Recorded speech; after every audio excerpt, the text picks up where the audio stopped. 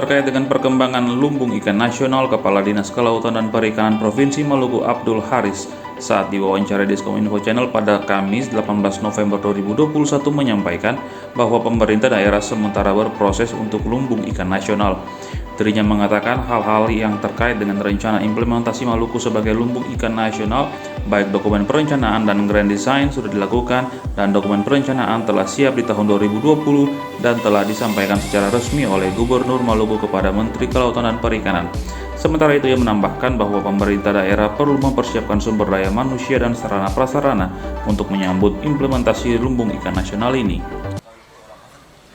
Ya, terkait dengan lumbung ikan nasional ini kan sementara berproses ya.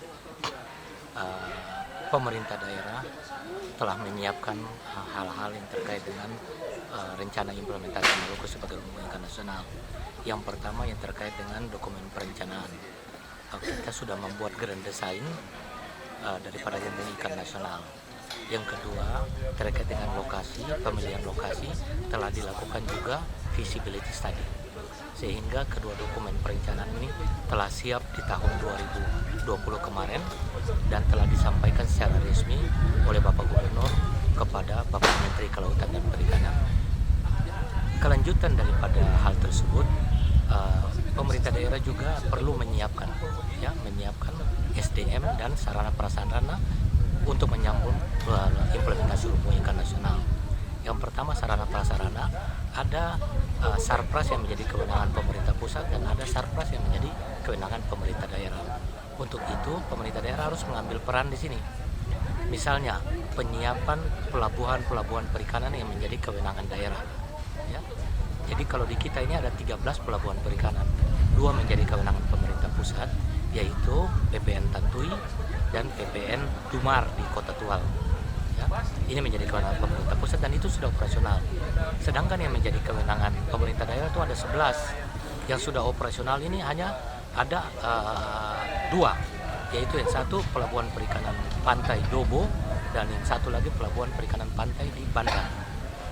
Masih ada 2 lagi pelabuhan perikanan yang sudah operasional, tapi saat ini dalam proses P3D dari pemerintah kabupaten kota ke pemerintah provinsi Maluku, yaitu PPI Amahai yang menjadi kewenangan pemerintah Kabupaten Maluku Tengah akan di P3D-kan ke pemerintah Provinsi Maluku melalui Dinas Kelautan dan Perikanan. Yang satu lagi PPI Eri yang ada di Pulau Ambon sini yang menjadi kewenangan pemerintah Kota Ambon yang nanti akan diserahkan juga ke pemerintah provinsi sesuai amanat Undang-Undang 23 2014 tentang pemerintahan daerah. Ya. Jadi kewenangan pelabuhan itu sudah ada di pemerintah Provinsi Maluku. Sedangkan masih ada 6 lagi yang belum operasional. Ini yang harus kita dorong dengan anggaran dari APBD provinsi. Kami berharap 6 pelabuhan perikanan yang belum operasional ini dapat kita siapkan ya, Sarpras pendukungnya sehingga dalam waktu tidak terlalu lama ini bisa operasional. Kemudian yang terkait dengan potensi dan sentra-sentra perikanan budidaya yang ada di semua kabupaten kota ini juga ada 3 balai budidaya yang sudah kita siapkan, 1 di Masikajaya di Seram Barat, 1 di Tual dan 1 di Dobo. Terkait dengan SDM juga sementara kita siapkan, ada baik yang formal maupun yang non formal. Yang formal kita siapkan melalui Universitas Patimura, Darussalam, UKIM dan lain-lain. Sedangkan yang non formal kita siapkan melalui BP3 ya, Balai Penyuluhan Perikanan, dan juga melalui SUPM dan Politeknik Perikanan baik yang ada di Ambon di Tulang.